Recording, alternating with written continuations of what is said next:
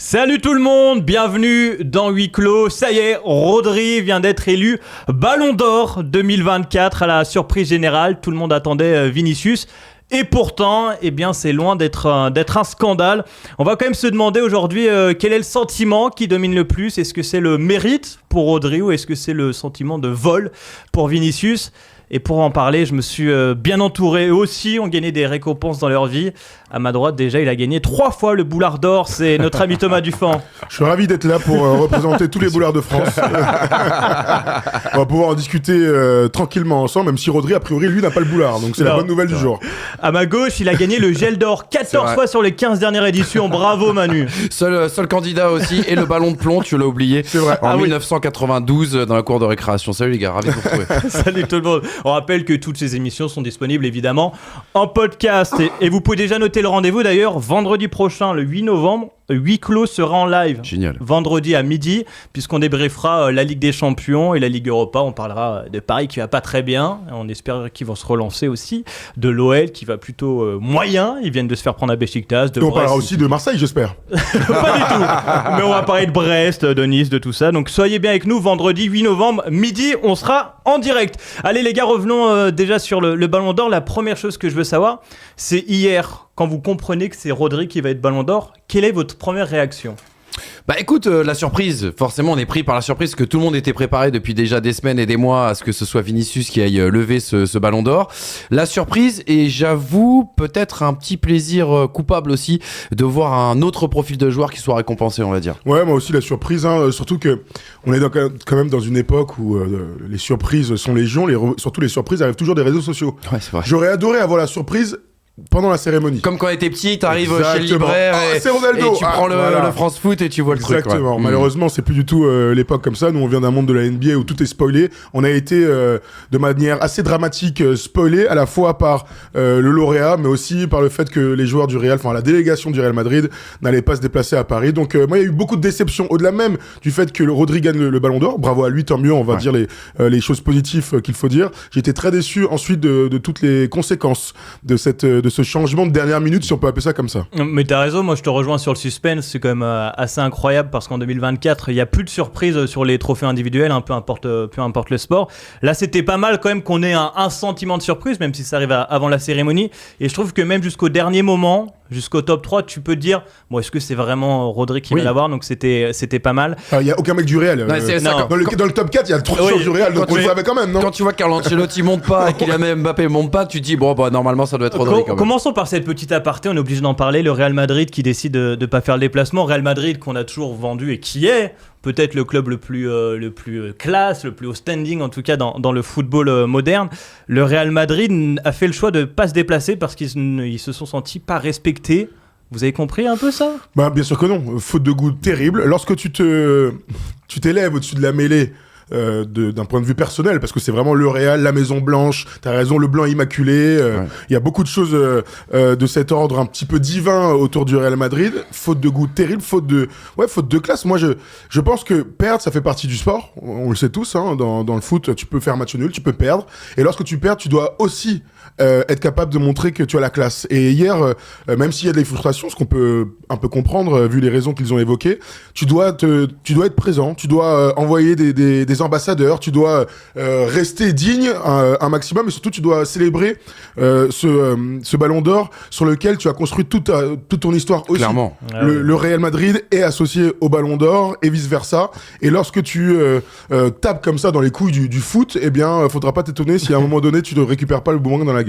L'attitude elle est minable, et ce qui est encore plus minable, c'est de politiser justement cette affaire, parce qu'en fait en ne venant pas, il donne du crédit à la théorie du complot qui voudrait que, puisque l'UEFA est associée désormais à la France Football, eh bien l'UEFA qui est en conflit ouvert avec le Real Madrid depuis l'affaire de la Super League, ça accrédite justement cette théorie du complot de ils nous l'ont pas donné parce que justement on est en guerre ouverte. Et moi je trouve ça minable pour un club comme le Real, comme tu l'as dit Tom, qui se nourrit du Ballon d'Or. Et en ne venant pas, tu te places au-dessus entre guillemets de l'institution Ballon d'Or France Football en disant on gagne pas, c'est sans nous. Vous nous le donnez pas, c'est un vol. Vous nous faites payer entre guillemets politiquement quelque chose. Et ça c'est absolument minable et ça va pas du tout avec l'image comme tu l'as dit du Real. En fait dans le football moderne c'est déjà arrivé que des joueurs boycottent le Ballon d'Or en sachant qu'ils n'allaient pas être sélectionnés. Je pense à Cristiano Ronaldo qui plusieurs fois n'est pas venu à la cérémonie sachant qu'il allait pas le soulever.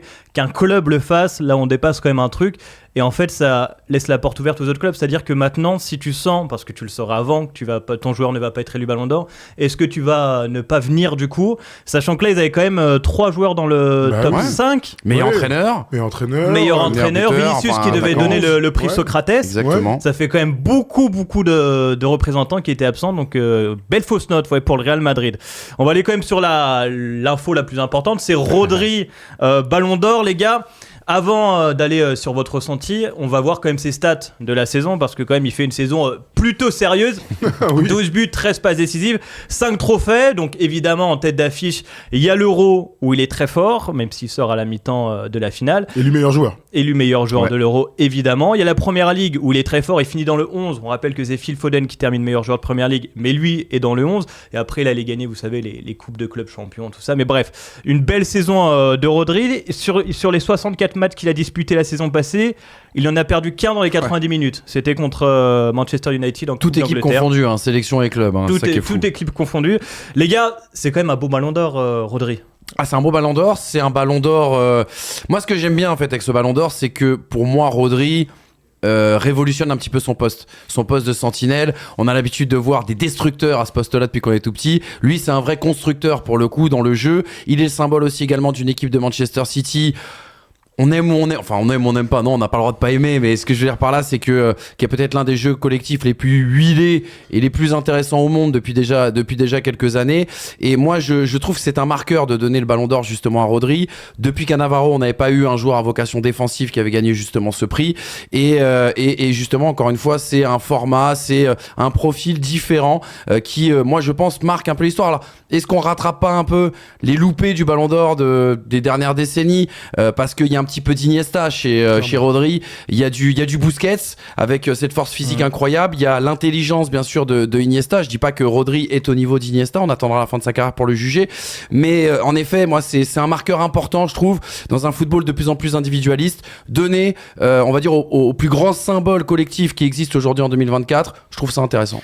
Moi je vais te rejoindre parce que je crois que t'es pas trop d'accord avec ça. Non, avant de dire que je suis pas d'accord, moi je pense que c'est un très beau Ballon d'Or.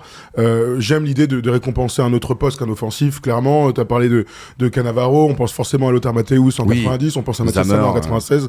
Finalement, les autres profils que les attaquants ou les milieux offensifs sont très rarement récompensés au Ballon d'Or. Moi, ce que je souligne surtout, au-delà de son profil dont tu viens de parler, c'est surtout qu'il récompense une nouvelle fois les sélections. À l'heure où les clubs sont, on est hyper focus sur les clubs, sur la Ligue des Champions. La Ligue des Champions est clairement le plus haut niveau de football qu'on a dans l'ère moderne. Et bien, avec ce titre, tu vas récompenser le meilleur joueur ou l'un des meilleurs joueurs de l'équipe d'Espagne qui nous a régalé à l'Euro. Donc, il est là aussi le marqueur. Là où Vinicius a flambé en club sans aucun doute, il s'est raté à la Copa América avec le Brésil alors qu'il était très attendu. C'est aussi la récompense du football de sélection. Est-ce que c'est politique? Est-ce que c'est réfléchi? Est-ce que c'est voulu de la part des journalistes? Je vais pas m'avancer sur une question comme ça, mais en tout cas, moi, j'ai grandi avec les grands hommes des sélections. Ronaldo 2002, il fait pas une grande année en club avec le Real, et pourtant, il gagne la Coupe du Monde, et c'est normal qu'il soit récompensé. Donc, il est là le marqueur aussi. Et ça, c'est intéressant ce que tu dis, parce que c'est peut-être là le décalage, et c'est peut-être là l'une des grandes surprises d'hier, justement, c'est que le football de sélection a été à ce point-là considéré, on va dire, dans le vote. Et c'est peut-être là aussi la fracture générationnelle entre ceux qui ont parlé de scandale hier, par exemple, sur les réseaux sociaux, et ceux qui ont voté. On le rappelle, c'est un panel de 100 journalistes. Et il y a peut-être aussi, mais on en reviendra un peu plus tard, le regard du journaliste, on va dire, plus que le regard du grand public sur le football aujourd'hui. Alors pourquoi il n'y a pas de vainqueur, il n'y a pas d'Argentin et tout ça? Donc tu vois, c'est ça aussi qui est bizarre. Complètement. Donc il manque aussi peut-être d'autres joueurs qui ont peut-être flambé avec les sélections. Mais tu le vois sur le meilleur gardien, par exemple. Exactement. Sur le meilleur gardien, tu vois. Mais en fait, pour aller plus loin sur le ce point-là. Moi, j'ai trouvé que c'était un bon message pour le football. C'était un bon message envoyé. Honnêtement, quand j'ai vu Rodri, tu l'as dit, c'est le Ballon d'Or depuis des années, mais en avant, un truc, c'est fête des stats. Hors période de Coupe du Monde, parce que on peut penser à Modric, qui est quand même l'anti-stat aussi, qui avait gagné, qui avait fait finale de Coupe du Monde, qui avait été très fort à la Coupe du Monde 2018. Donc les périodes de Coupe du Monde, je les enlève presque. Mais hors période Coupe du Monde, c'est vraiment soyez bons. Notamment en Ligue des Champions, soyez bons en Ligue des Champions parce que c'est là où ça compte le plus. Et je trouve que le message envoyé, il est cool. Et puis aussi, le message envoyé aux gosses, je trouve que depuis toujours, il y a des superstars qui prennent le Ballon d'Or, Messi, Ronaldo depuis une quinzaine d'années. Là, ça envoie un message de vous pouvez être numéro 6, vous pouvez ne pas être une superstar, mais si vous êtes très fort, si vous êtes le meilleur joueur à votre poste, limite le meilleur joueur du monde, parce qu'aujourd'hui personne ne va faire scandale si on dit que Rodri est le meilleur joueur du monde, et bah vous pouvez remporter le Ballon d'Or. Donc j'ai bien aimé aussi ce message de l'anti-star qui ne ressemble pas du tout au Ballon d'Or, quoi. C'est un bon message. Mais il y a un paradoxe là-dedans. Voilà, exactement. Parce que le Ballon d'Or est fait pour les gamins. Ouais, on va pas se mentir. Bien sûr. Nous fait-moi rêver maintenant. Moi, je veux dire, à 12 ans, quand j'ai vu Michael Owen le soulever, je fais bon, je suis trop vieux, maintenant je m'intéresse à autre chose. Tu vois ce que je veux dire? T'avais 4 ans à l'époque. Déjà mature, Manu. Déjà mature, tu vois, j'ai déjà de la barbe. Mais je n'allais pas à l'école en voiture. Et vous savez pourquoi. Mais voilà, tu vois, donc c'est ça qui est un petit peu antinomique, on va dire. C'est que ça m'aurait pas choqué que ce soit Vinicius. Et en même temps, je suis d'accord avec toi sur le symbole, l'image que tu renvoies aux gosses et dans l'exemplarité aussi, hein, parce qu'on pourrait parler toute une vie de Rodri, de ce qu'il représente aussi en dehors du terrain. Mais c'est vrai que je suis assez étonné pour le coup, tu vois. Je suis plutôt étonné. Je comprends le message dont tu parles. Vraiment, je le comprends et je répète une nouvelle fois, je pense que Rodri mérite, il fait une saison de Ballon d'Or, il y a pas de souci. Le problème, c'est que la concurrence était telle que il y avait un favori et ce favori-là, clairement, il s'est fait voler. Je trouve que le mot est un peu énervé, mais quand tu vois la saison de Vinicius, quand tu vois leurs 2 saisons comparées, et donc comme moi je parle de performer dans les grands moments, d'être décisif dans les grands moments. Aujourd'hui, ce qu'on demande aux joueurs, c'est d'être décisif. Et ce mec-là, personne n'a été aussi décisif dans la compétition la plus difficile à gagner, donc la Ligue des Champions. Donc c'est ça qui est un peu bizarre. Si ça avait été une année un peu creuse, j'aurais dit ok. Franchement, tu vas sur Rodri, un mec de ta raison, un mec du collectif, un profil un petit peu différent. Ok, mais il y a un mec qui a été tellement décisif et c'est ce qu'on demande aux joueurs. Donc c'est pour ça que c'est un peu. Je pense qu'il y a un réel goût amer côté Vinicius Junior, justement à cause de sa saison personnelle et du fait que lui, il a gagné avec des champions. Mais t'as raison, on prend ses stats rapidement là. Vinicius, 26 buts, on se passe, 3 trophées, la Ligue des Champions où il est le meilleur joueur de la compétition. Et là où t'as raison, c'est qu'on arrive à fin mai, et la finale se joue, et on se dit ok, on a notre Ballon d'Or parce que mine de rien sur l'année, c'est quand même lui qui se dégageait le plus et c'était presque évident. L'Euro joue, l'Espagne gagne et personne ne se dit ok, dans cette Espagne-là, on va sortir un Ballon d'Or. C'est aussi ça le sentiment. C'est là où on est surpris, c'est qu'à un moment donné, quand Vinicius gagne cette Ligue des Champions, on pense que c'est acté. Parce qu'on s'habitue à un standard aussi. Ça doit être, le Ballon d'Or doit être un joueur créatif, ça doit être un joueur un petit peu émotion. C'est à ça qu'on s'habitue aussi par le règne de Cristiano Ronaldo et de Lionel Messi. Les joueurs de coups. Et voilà, exactement. Et on a oublié, t'as raison, que dans le passé, il y avait d'autres profils qui ont été récompensés. Si on devait même faire la comparaison entre Rodri, Zammer et Matthäus, j'ai presque envie de te dire que c'est autre chose, Rodri, parce qu'il a quand même une feuille de stats, parce qu'il marque des buts, il trouve il trouve des angles de passe que les autres n'avaient peut-être pas, et il a bien sûr cette charge défensive. Juste pour préciser concernant Vinicius, oui, ça semblait être évident et pour moi il n'y avait même pas de débat. Pour rien vous cacher, il y a quelques semaines dans une autre émission on réfléchissait à faire un débat sur le Ballon d'Or, on s'est dit mais il n'y a pas de débat donc on va pas le faire, ça n'a aucun intérêt. Maintenant, est-ce que Vinicius est le joueur emblème du Real Madrid et on va revenir sur d'autres cas par le passé. En 2018 on était persuadé que c'était un Français qui allait soulever le Ballon d'Or, finalement c'est Modric qui l'a soulevé parce qu'il y a aussi on va dire une notion électorale. Si t'as 3 candidats de gauche face à un candidat de droite, il y a des perditions des voix et tu vois le statut de Vinicius en tant que leader technique du Real Madrid, on aura du mal à le contester, mais on aura du mal non plus à le mettre seul sur le trône. Il y a Bellingham, on aurait pu mettre Carvajal, mais moi ça m'aurait rendu triste que Carvajal prenne quand même un Ballon d'Or. Mais tu vois, il est même contesté, moi je trouve, au sein du Real Madrid, en faisant venir Kylian Mbappé, il est contesté dans ce rôle de star ultime de cette équipe galactique. Il aurait fallu faire un nouveau Front Populaire, nous dit Manu. Il a plutôt raison. Oui, franchement la déperdition elle est évidente. Donc t'arrives sur les 4 finalistes, t'as 3 joueurs du Real. Jude Bellingham est extraordinaire pendant toute la saison, lui aussi il va en finale de l'Euro. Meilleur joueur de la Liga, Bellingham. Meilleur joueur de la Liga, clairement, finaliste avec l'Angleterre. Caraval, il est champion de l'Euro. Un il peu gagne Jorginho, tu vois. On Mais voulait en pas fait, le voir, mais il avait tout gagné, quoi. Exactement. Et tu vois, quand je me replonge dans les années paires où il y a les grandes compétitions ces dernières années, finalement, à part Léo Messi après la Coupe du Monde 2022, les grandes compétitions ne récompensent pas les meilleurs joueurs de ces compétitions-là. Donc si on se remet, 2021, c'est pas un Italien qui gagne. 2018, c'est pas un Français qui gagne. 2016, c'est Cristiano Ronaldo qui gagne. Voilà, donc c'est soit Ronaldo, soit Messi. Sinon, les autres, c'est dilué et tu te fais un petit peu couiller. Donc après, bien sûr, ces dernières années, France Football, il y a eu une scission avec la FIFA. Il y a plus les sélectionneurs, il y a plus les capitaines qui votent. D'ailleurs, tant mieux, je pense. C'est une bonne affaire pour le football. Ils auraient gagné sans doute.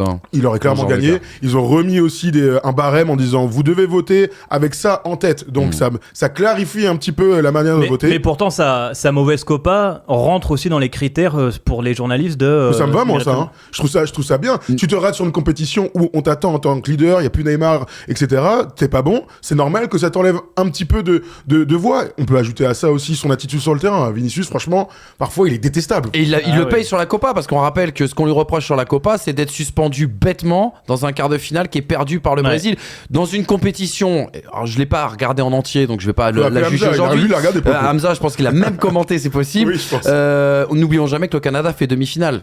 Cette compétition-là, on connaît le niveau du Canada. Oui, qui a été ouverte avec l'Amérique, toute l'Amérique. Exactement, mais ça dénote quand même, tu vois, d'un certain niveau aussi de la compétition où le Brésil est passé complètement à côté. Est-ce que pour vous aujourd'hui, Vinicius s'est fait voler ? Est-ce que c'est le sentiment qui ressort le plus ? Je suis obligé, et on est obligé d'en parler rapidement, de toutes ces rumeurs autour du racisme de Vinicius, le fait qu'il soit noir. Et quelque part ça peut jouer dans le Ballon d'Or. On en parlait entre nous. C'est assez compliqué de s'engager là-dedans et dans ce combat-là. Là, on peut faire juste un constat. Et c'est un constat, moi, que je suis le foot depuis très très longtemps maintenant. Je m'étais jamais posé la question de noir-blanc, noir-blanc. Ouais. Mais le constat que je fais, c'est que depuis, je suis né en 90, depuis lors, George Weah a été Ballon d'Or. Il y a eu des Brésiliens Ballon d'Or, Ronaldo, Rivaldo, Ronaldinho. C'est les seuls noirs, les seuls hommes de couleur qui ont reçu un Ballon d'Or. Donc, j'irai pas jusqu'à dire il y a un complot parce que j'ai pas envie d'y croire. J'ai envie de rester avec ma naïveté enfantine sur ce sujet-là. Mais Vinicius, visiblement, lui qui souffre en Espagne terriblement de racisme dans les stades, lui qui fait partie des emblèmes, des symboles de la lutte, qui est très engagé absolument contre le racisme dans le foot, n'est pas récompensé. J'ai pas envie de dire qu'il y a du racisme parce qu'il y a 100 journalistes, donc ça voudrait dire qu'il y a un racisme systémique. Soit les mecs en tête ils disent on va pas voter pour un noir, j'espère pas. Soit il y a soit France Foot envoie une note à des mecs. Donc on va évidemment pas faire de procès d'intention, mais on s'était posé la question pour Sadio Mané il y a quelques temps. On s'était posé la question pour Mo Salah. Voilà, on en est à ce constat-là. Ça veut absolument rien dire. J'espère que c'est pas un truc concret. Il y en aurait peut-être pas ce débat aussi si Kylian Mbappé s'était sorti un peu les doigts des fesses. S'il avait fait un bon euro et voilà, bref. Non, mais Thierry Henry a pas eu non plus. Je sais pas. Non, mais là où t'as raison, c'est que même je pensais que le combat de Vinicius contre le racisme allait être justement un plus dans ce qu'il. Tu vois, dans ce qu'il représente, on va dire, pour le football mondial. N'oublions jamais, c'est pour ça qu'on a toujours un petit peu de mal, nous, avec moi, en tout cas, personnellement, avec cette cérémonie. Ça reste quand même comme les Oscars, les Césars, les trophées du national. Ça reste présenté par un certain Emmanuel Moine, faut quand même le dire. C'était bien évidemment pour la vanne. C'est, on va dire, une récompense de l'industrie, par l'industrie, pour l'industrie. Donc, quand on voit l'industrie du foot aujourd'hui, t'as entièrement raison, on pourrait même élargir le spectre, on n'est pas là pour ça. Moi je trouve que ça manque d'entraîneurs noirs par exemple dans le football. On peut le dire en Ligue 1, je crois qu'il y en a qu'un, je crois, qui est métis d'ailleurs. Combaré, tu parles oui, il y en a deux du coup, pas avec Ross Senior de Strasbourg. Donc est-ce que ça a joué ? T'as raison, tant qu'on n'a pas de fait, on peut pas rentrer dans des accusations comme celle-ci.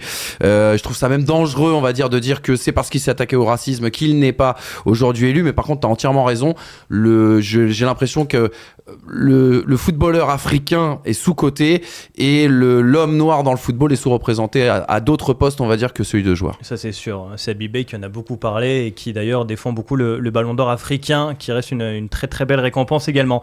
Les gars, il faut qu'on finisse autour de ce débat. Est-ce qu'aujourd'hui, Rodri méritait plus que Vinicius ? C'est un peu dur à répondre comme question, mais... Alors, c'est là en fait où on arrive au point de rupture en fait sur toutes les discussions de Ballon d'Or.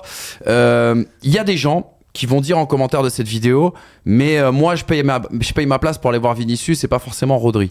Moi personnellement qui adore le football, je peux m'enthousiasmer aussi bien d'une passe incroyable de Rodri que d'un but exceptionnel de Vinicius. Le problème c'est que tu peux pas les comparer ces deux mecs, et c'est ce qui va se passer là, c'est ce qui se passe depuis hier et c'est ce qui va se passer dans les jours à venir, c'est qu'on va essayer de les comparer, et c'est pour ça que le Ballon d'Or ou ce genre de récompense n'a plus beaucoup de sens. C'est que les deux mecs ont des rôles qui sont sans doute complémentaires s'ils étaient amenés à jouer ensemble, mais les opposer c'est très compliqué. Tu vas faire quoi sur l'impression? Oui, le joueur frisson des deux, le joueur frisson c'est Vinicius. Tu vas regarder les stats, oui, c'est sûr que si tu regardes les stats, peut-être que Vinicius c'est plus important. Tu vas regarder le palmarès, oui, alors certains vont même nous dire, ouais, le Real a sorti Manchester City. Il y a et pourtant, tu peux te dire aussi, si t'enlèves un joueur des deux effectifs, et on le voit avec City actuellement sans Rodri, c'est peut-être Rodri le joueur le plus important. Exactement, c'est ça. Donc moi je suis content pour le symbole que Rodri l'ait gagné. C'est pas un vol pour Vinicius. J'ai beaucoup aimé la réaction d'ailleurs de Vinicius hier avec son tweet. Ça c'est classe. Pour l'orgueil, voilà exactement, qui dit, je l'ai pas eu là, c'est pas grave, je vais en faire 3 fois plus et je vais vous mettre d'accord. 100 fois plus d'ailleurs, ouais, c'est vrai, t'as raison de le préciser, c'est fait beaucoup plus. Mais il faut, je pense, plutôt inverser le propos et se dire qu'est-ce qui manque à Vinicius aujourd'hui pour gagner ce Ballon d'Or. Et c'est peut-être pas encore l'emblème du Real Madrid tel qu'il pourrait l'être. C'est peut-être pas, tu vois, si demain il ramène le Brésil à la victoire. Là, tu sais, on peut me le dire, avant le début de cette émission, on se disait que si les Ballons d'Or, pour préparer cette émission, on s'est dit, on était parti du principe Vinicius serait Ballon d'Or. C'est quoi le débat que tu fais autour de Vinicius? C'est compliqué, tu vois, il a un instant de sa carrière où, quelque part, on en attend encore un petit peu plus. Te dire, Neymar n'a jamais eu le Ballon d'Or, Vinicius l'a eu, sur cette année, sur ce qu'on a vu, pas complètement déconnant, mais c'est pas non plus super enthousiasmant. Et pourtant, je trouve que sur cette année, et peut-être que Thomas tu vas me rejoindre, il est en train de mettre d'accord avec l'arrivée d'Mbappé. C'est quand même moi le meilleur joueur du Real actuellement dans l'effectif. Ouais, je te rejoins complètement. Ça fait 2 ans. Ouais, le début de saison est pas fou non plus. Non, il a beaucoup plus de mal que truc. Mais par rapport à Bellingham et Mbappé, il fait partie de ces très nombreux noms qu'on pourrait citer sur lesquels, vas-y, lui, il va jamais arriver à maturité. Il va jamais être décisif dans les très grands matchs. Il va pas réussir à trouver de la régularité. Bon, il a fait mentir absolument tout le monde. Donc, parmi les choses marrantes, c'est si Kylian était arrivé au Real il y a 2 ans, Vinicius, ça se trouve il se serait juste craché complètement, ou il aurait dû partir pour avoir une Fulham peut-être, ou au PSG sinon, hein. Oui, une éclosion plus tardive. Donc c'est aussi ça le bonheur du foot, c'est que les trajectoires sont dingues. Mais pour répondre à ta question, il y a un truc qu'on n'a pas vraiment dit, c'est que Rodri reste l'âme de Manchester City et du plus grand entraîneur de ces dernières années, donc Pep.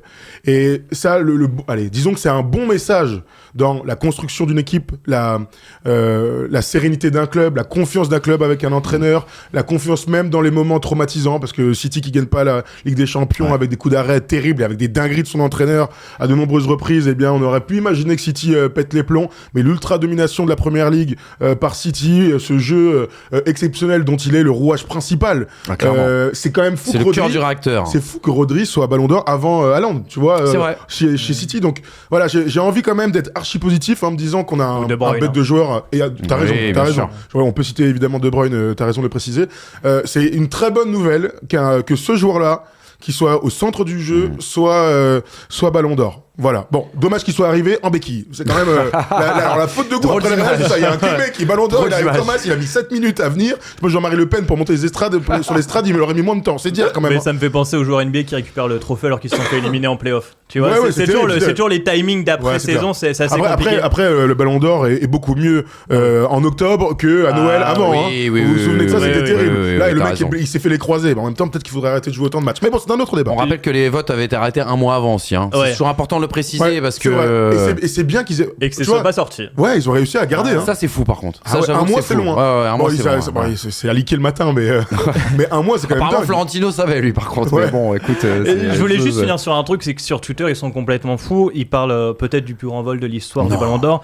Il faut quand même rappeler qu'il y a eu des vols bien plus scandaleux, notamment à l'ère Messi-Ronaldo où ils faisaient des stats de ouf. Schneider, Ribéry en 2013. On peut même dire Griezmann à un moment donné qui aurait pu le prendre. Iniesta 2010. Iniesta, c'est fou qu'Iniesta n'ait jamais eu le Ballon d'Or. Iniesta 2010 et Schneider 2010, c'est encore aujourd'hui, c'est complètement fou qu'il n'ait pas été Ballon d'Or. Mais même, tu sais, moi ça m'avait, tu vois, le Ballon d'Or de Cannavaro, je l'avais pas compris. Est-ce que Cannavaro c'est pire que Rodri? Moi j'avais très mal pris. Pour moi c'est pire. Après, le meilleur joueur du monde n'est pas obligé de mettre un coup de tête dans un plexus. C'est la réalité de. Non mais il y avait deux fois il s'est fait attraper comme ça. Il a perdu 2000 et 2006. 2000 et 2006. Après frérot, t'es pas obligé, ça c'est sûr, mais en finale il met 2 coups de tête, il est Ballon d'Or, je comprends pas. Mais 98.